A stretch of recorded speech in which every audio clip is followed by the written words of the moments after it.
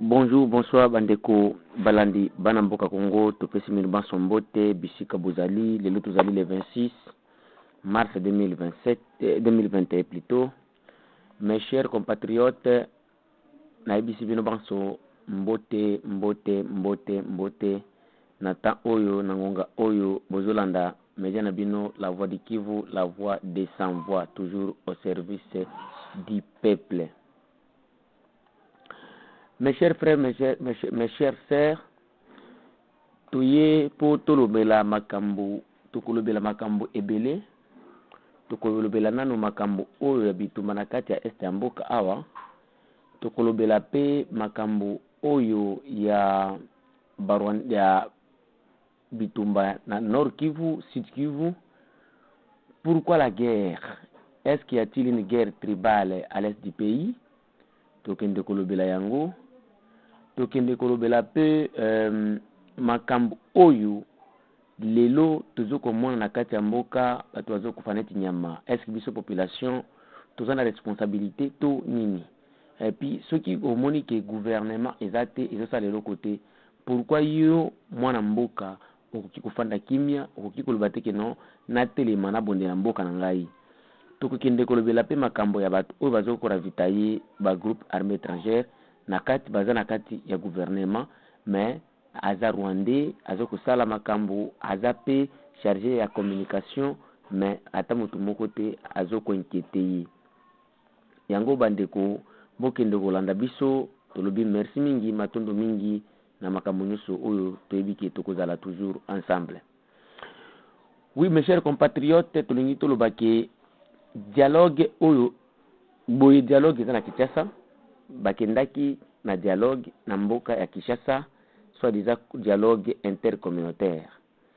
Dialogue yango ebengami na Barwandais parce que lobby to zwaki to vanda kotala ba invitation lobby le 26 nje ba délégation ya kouta na Sud Kivu ekendaki ya ba tribi ekendaki tango to vanda kotala na ba invitation yango oyo tomonaki dialogue oyo soit déjà dialogue eza signé par Gilbert Kankonde Malamba, mais eza organisé par le Rwandais baleki na mukongo ya Chilombo na ministère intérieur. Tokokende kotanga avant to expliquer bino nanu ba ONG oyo bokoyoka na kati ya nani oyo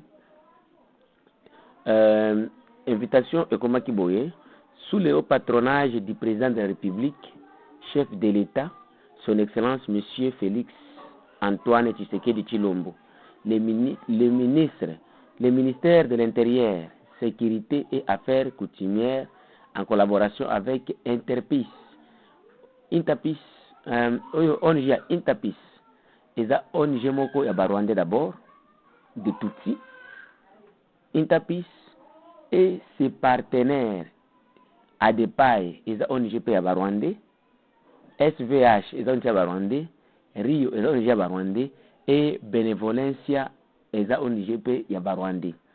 A l'honneur de vous inviter à prendre part au dialogue intercommunautaire.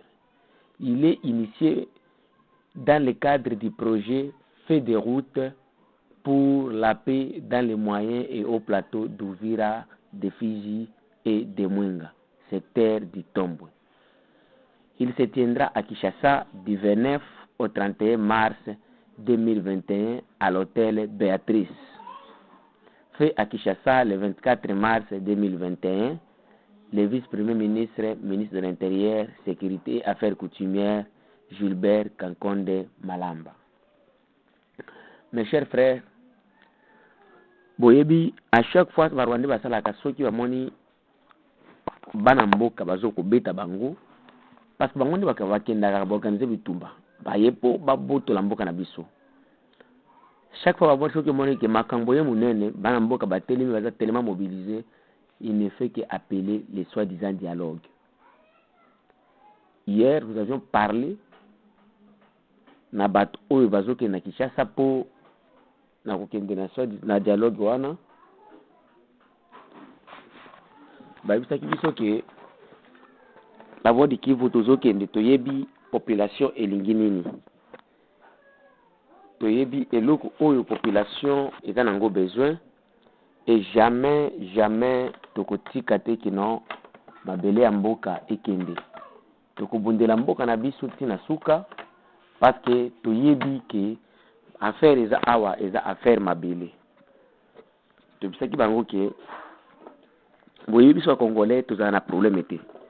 Même l'histoire des dialogues, il n'y a pas une guerre interethnique au Sud Kivu, mes chers compatriotes. Kinshasa et les Rwandais, bazo ko de transformer Bitumba aux Akoto. Nous n'avons pas une guerre interethnique ou nous n'avons pas une guerre des éleveurs et des cultivateurs. Mais nous avons une guerre d'agression. Rwandais bazo ngabazo mboka na biso. Le problème est que ba oyo ba dignitaire ou ba autorité à Congo, congolais abanga ka koyebisa moto en face. Surtout ceux qui ont péché beaucoup de place moko boy. Donc y est place wana a koyebisa ka moto tout en face. Problème tout ça nango bandeko ezaki mboka na biso ba Rwandais bazo ngabazo yango. Bayaki mutu nyonso ayebi yango mais lelo ko kamwisa ka population ezaki ata mutu moko te oyo baza na autorité alinga ko dénoncer te bafandi na bango kimia. Donc moyen à dénoncer azo lingate azo préférer afanda kimia au lieu ko dénoncer que non mboka na biso barande bazo ko agresser biso bazo ko bomba biso. Mais les lois sont comme guerre interethnique. Tout ça a 13 tribus. Et tout ça a 12 tribus dans Sud Kivu. 12 tribus des Congolais. 12 tribus. Pas la des communautés. Nous avons des 12 tribus.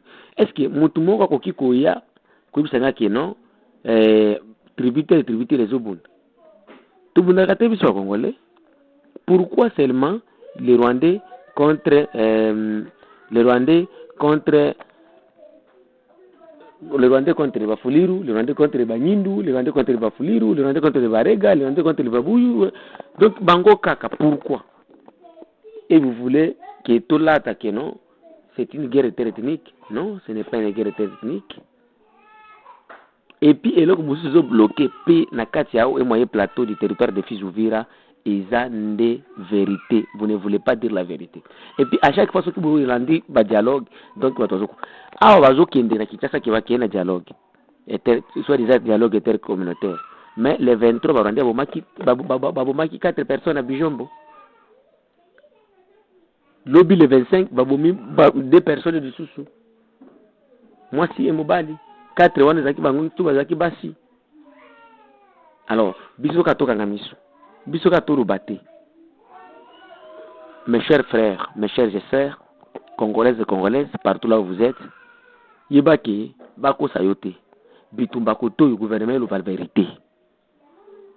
Chilombo na équipe na ye Nations Unies balo ba vérité nde ekopesa kimia. Mais avec des soi-disant des dialogues et qu'aussi il s'agit jamais bitumba kotoyo ceux qui exactement non oh bol parce que bango le problème est que bakanisa ka ke bato bazo bunda eza ba ya kutumba ba kibukila ba makanaki te eza population des obunda po bazo boya kokufa nete banyama po bazo boya makambo oyo ba rwande bazo kozwa mabele na bango po bazo donc population des obunda de la boka na bango. Pour le moment, les Rwandais vont former partie de accomplir la balkanisation à Katsambouka. Bazoko Bengango MFR2. Donc, Mouvement fédéral de révolution pour la démocratie. Mouvement Oyo est financé par les Américains. Il est financé par la République du Rwanda et dans mboka nyonso ya tutsi ndi bazo financer mouvement oyo ya MFR2 ce qui veut dire MFR2 donc sa signification est ça mouvement fédéral de révolution pour la démocratie et ça mouvement rwandais c'est comme et ça M23 échange. Donc il nous faut de savoir que après FDL Rwandais va y a RCD après RCD bana CNDP bana M23 bayena ngumino tugwaneo yango bamoni ke kombo oyo ekomi mabe ba changer yango ekoti na kombo ya MFRD, donc Mouvement Fédéral de Révolution pour la Démocratie. Structure na bango basali nini? Basali président ya parti aza Ndakize Kamasa, vice-président chef d'état-major nde chef d'état-major batiye Makanika Michel Rukundo, donc les criminels dont vous savez azokuma na kati ya plateau, monsieur Michel Makanika ye nde chef d'état-major. Commandant chargé des opérations et renseignements aza Sematama Charles oyo akimaki oyo azaki commandant ya secteur ya FARDC na Rutshuru oyo akimaki Rwanda akendaki na Zamba nde commandant donc aza adjoint ya Makanika et puis aza commandant chargé des opérations et renseignements. Commandant première brigade aza Nyamahoro Mudeke bango nyonso baza Rwanda, na commandant deuxième brigade aza Mucho Wumuhutu Wanyabibwe. Donc bango oyo nde bazali ba to oyo bazokozani na bango, mais derrière eux il y a un main noire, parce que tout le monde que selon nos sources boyebi depuis Rubero atango utaka Congo abela kiti ezalaki farce ya kotala koma akoki kobima na Congo, abimaki na Congo akomaki na mboka ya Afrique du Sud. Tango akomaki na mboka Afrique du Sud azwaki avion akendaki na États-Unis. À l'heure actuelle dont nous vous disons, il est aux États-Unis, il prépare la guerre. Et toutes les informations, il y a même d'autres Rwandais au sein d'eux, où balingi tout batende bazoko benga non, vous à la vigile parce qu'on prépare une guerre. Semaine passée, Rwandais mo kwa bisaki mama ko ki soki bitumba yeye loko ke na basi ba Tanzania ou Burundi parce que bitumba kuzala makasi tango mona ye ayiko bisanga la wari ki utala Rwanda na bisenga boye na ibisi yake okendo ibisa yake soki bitumba yeye mutakokima tali sute potokotika mboka na biso sute tokende wapi yango wana ba Congolais boye bake Banyarwanda bazo préparer bitumba. Azarias aza na États-Unis azongana no Congo te tango bandoko benga ye azoloba o te na kozonga te soki na kosi ki Azarias aza na États-Unis te mutu moko atombola musapi aza kisalo kino Azarias est à Kinshasa. Je vous dis Azarias Ruberwa est aux États-Unis et il prépare la guerre, et puis ye mutu alongoli aibisa kise matama mutu na ba mususu bazolongwa na kati armée FARDC kokende kosala mouvement na bango MFRD po na kusala nini rébellion munene. Qu'est-ce qu'il prépare ou bien viser na bango zande nini Rubero azo préparer ke amoni po na bango ekiti na kati ya politique ya Congo abandoko ba selo bango balobi ke bamoni Félix azolanda mingi ba Congolais azobanga Congolais, il faut ba organiser guerre mususu comme ya RCD po to genisu na ba dialogue ndenge to kendaka ba dialogue ya ba sensible wana nde pla ya ba Congolais. Il faut mutu na moto ayi wende pla ya ba Rwandais, il faut mutu na moto ayi bayango.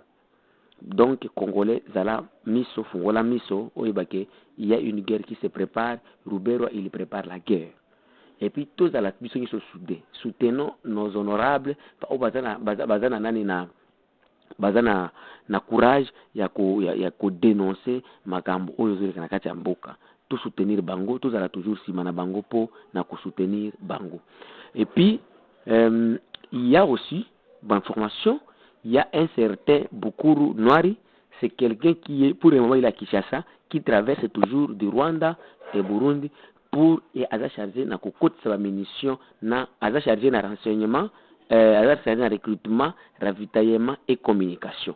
Et puis selon nos sources il travaille à la DGI na Kinamboka ya Kinshasa, ye azawana à charger na nani na comme na Bukuru Noiri bakina okutanga ngo Bukuru Ntwari na Kinyarwanda batanga Noiri aza chargé na ravitaillement, recrutement et communication. Et puis, à ce que se permettre, peut que tinga même ba audio, oyo, kofinga batu oyo ba congolais bana Congo ba honorable un député ou azoro ba vérité pour na infiltration ça na kati mboka parce que qui ne savent pas que non ba Rwanda bazo sala infiltration mais un certain Bukuru Noir il travaille à la DGI yango ba kino bo kende na ni wana na DGI bo kende koluka un certain Bukuru Noir c'est un ennemi de la République c'est un Rwandais je pense que vous avez vu sa photo circuler dans les réseaux sociaux c'est un ennemi de la République Congolais, tout le mboka, tout le mboka liboso pour na kolibérer mboka na biso. Il est là au service de Kagame et Ruberwa. Le monsieur là est à Kinshasa, il est rwandais, pas Nyamulenge. Même son numéro nous avons publié qui yango biloko tout yango donc na sengi ba Congolais tous à la mobiliser. Makambo ya mboka balobela kango na sima mu Congo te. Makambo ya mboka balobela kango en face. Muto banga kate. Numéro ya Rwandais o eza plus de 143 99 82 53 85 9 tout l'andi la makambo mboka kende basala kanango blague te sangusu zo exact zanango tulinga to kende ko yibisa bandeko na biso ya Nord Kivu na Ituri Kitolembi bandugu yetu tunachoka juu amuta kuwa na kwa kila siku mnalia bana moke banaua 10 banaua 20 ba jeune biko afanya nini mingine ba jeune bazo sala nini na bamboka chaque jour ba omobi 10 ba omobi 20 ba omobi 30 pona nini bozo zela nani ya ko bundela bino tout lembi na faire oyo ya Beni na Ituri soki bozo sala en complicité na benemi boye bisabiso et ceux qui vous sala na complicité na benemi te to mona ba jeune bo s'organiser bo telemi na ba machette na nini boza na mbongo kutu koleka na site Kivu awa botelema. Je vais vous montrer quelque chose. Hier, c'était le 25. Tu as l'information de l'Oka qui est na Uvira, il y a qui mbutu. Bami ba kenda ko iba 18 maisons na kati ya quartier Kasenga. Mbala moko population telemi. Et barricade quartier nyoso, et barricade balabala, et bakangi dans quartier nyoso, basali patrouille, bakanga ki 6 voleurs. Les informations toujours qui lobby. On n'était pas sur place, mais on a vu sur place, que non, tala boye. Pourquoi vous, c'est mal les Nord qui vous sien et les adultes?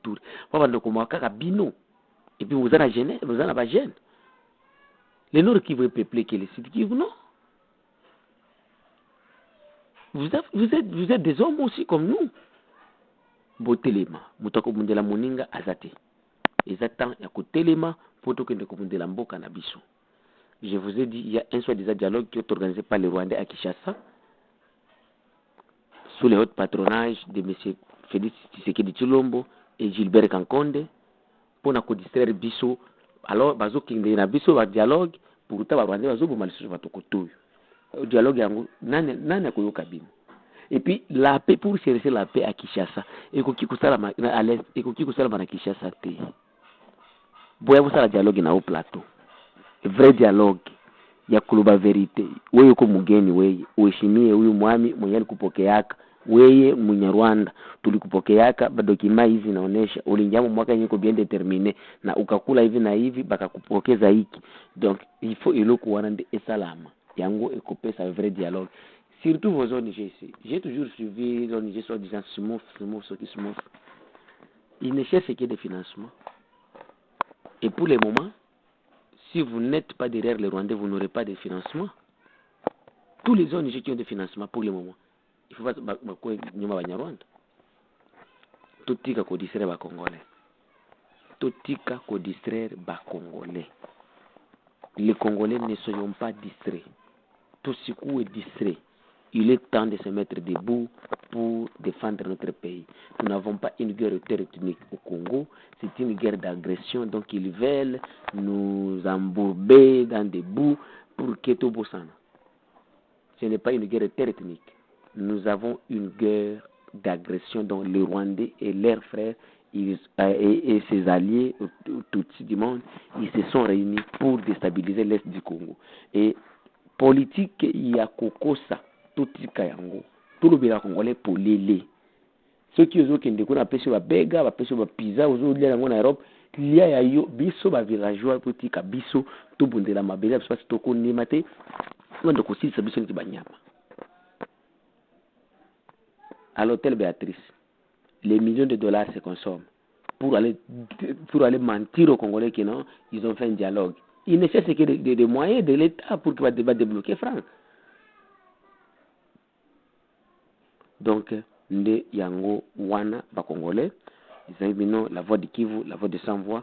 Il y a un dialogue qui s'organise à Kinshasa, soit déjà dialogue intercommunautaire, mais nous n'avons pas une guerre interethnique ici dans les hauts et moyens plateaux du territoire de Fizi, Uvira et Mwenga.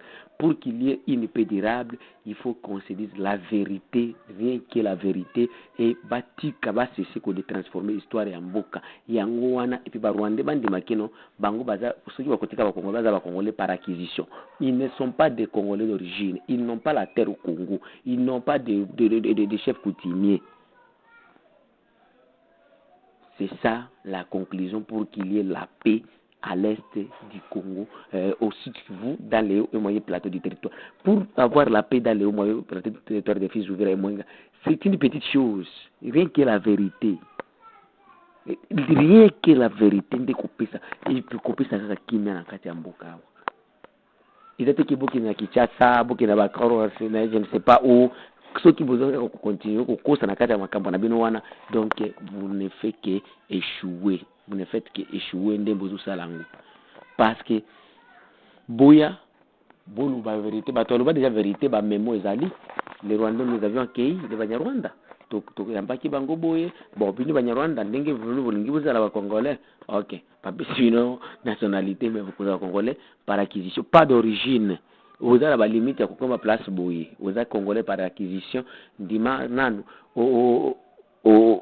nani dima chef coutumier ya place naye a diriger ko bomayete et puis tika ba relation na yo ya kokende kozoba nani ko ya ko boma ba Congolais yo wande soki obomi to boto nationalité na biso zongi pa na bini et puis oyo akondimate as of carte étranger as kazana mais ceux qui est le Kouana, ba Congolais, ceux qui bazana na courage à Kolobangote, jamais kimia et kozala kate parce que les Rwandais s'organisent du jour et nuit pour massacrer et tuer les Congolais pour qu'ils baki mana Tanzanie, pour qu'ils baki mana Uganda, baki mana Zambie, baki ndibamboka kuna bango ba récupérer mabele ya Congo, yango bana Congo balobaki et le Kouana et kosala makate. It is impossible. We will not accept it. We will fight until we will liberate our country because we can't accept to be killed like those dogs, like those goats and cow. Toko bundela mboka na biso. Yango wana bandeko bumandako landa biso, eza la voix de Kivu, la voix de sans voix. Ceux qui lingi au contacter biso, eza plus de 143 85 88 08 330. Email na biso eza la voix de Kivu 45@gmail.com. Merci mingi, tokutana na bamisa mususu, tokwenda ko bisabino nini evolution ezokukende ya makambo ya mboka. Merci.